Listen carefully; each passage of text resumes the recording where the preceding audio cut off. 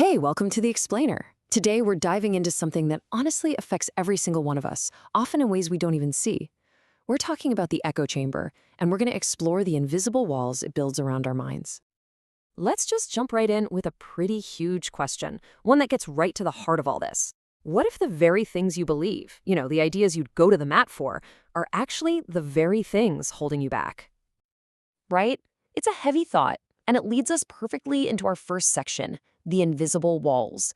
Because we all like to think our views are 100% our own, but more often than not, we're surrounded by these unseen barriers that quietly shape everything we think and limit how much we can grow.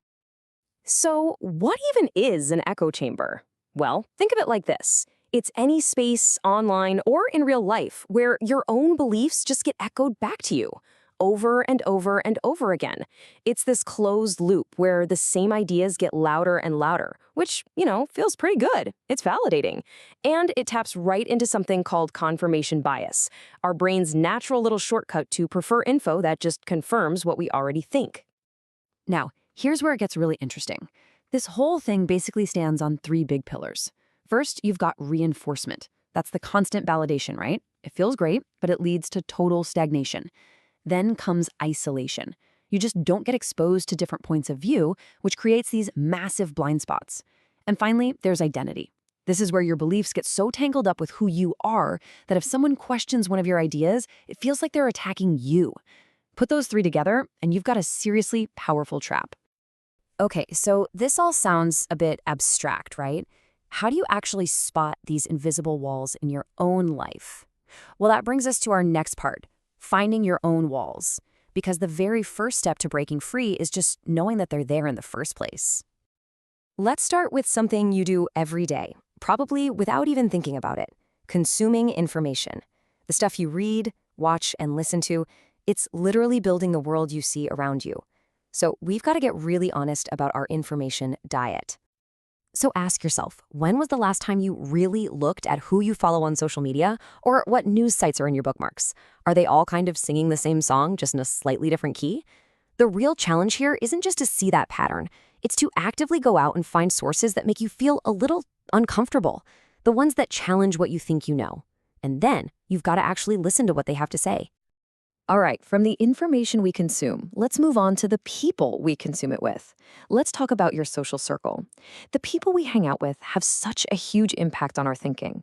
And look, it's awesome to feel comfortable with your friends, but it's worth asking if that comfort is coming at a price. Think about it. Are your closest friends, your work buddies, are they basically mirrors of your own worldview?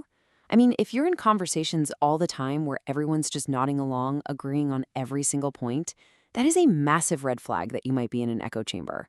It feels nice, for sure, but man, it can really put a lid on your personal growth. And this brings us to the deepest and, let's be honest, the toughest layer to peel back, your core personal beliefs. These are the big ones, the foundational ideas you have about how the world works, about success, about yourself. A lot of times we inherit these ideas without ever consciously choosing them. So, if you want to start chipping away at these really deep-seated beliefs, here's a tool for you. It's a super simple but incredibly powerful question. Pick any core belief you hold and then ask yourself this. What evidence exists that contradicts this? Just the act of looking for that counter evidence, even if you don't change your mind, starts to put some cracks in those walls. All right, so we found the walls. Now what? Do we just stare at them? No way. Let's talk about how to start climbing over them. This is the path to growth.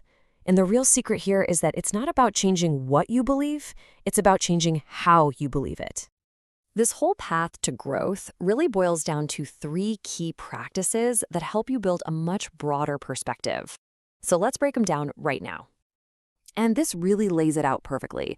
First up, active listening. The goal here is not to just wait for your turn to talk or to be planning your comeback. The goal is to actually truly understand where the other person is coming from, even if you totally disagree. Second, intellectual humility. All this means is admitting that you might be wrong. That's it. It's about being open, not being certain. And finally, you have to engage in dialogue. This means you got to seek out respectful conversations with people who see the world differently. Not to win, not to debate, but just to learn. You see, when you start doing this stuff, when you actually dare to step outside that comfortable, familiar space, you unlock this whole new world of possibilities for your career, for your relationships, for yourself. That's what it means to move beyond the chamber. And I want to leave you with this really powerful thought from our source material. The true limitation is not outside you, but in the walls you've unknowingly built around your own mind. It's just a profound reminder that we are the architects of our own perspective. We hold the keys. So I'll leave you with this one question. Which wall will you test first? Is it going to be your information diet, your social circle, or maybe one of those deep core beliefs? Thanks for joining me for this explainer. I'll see you next time.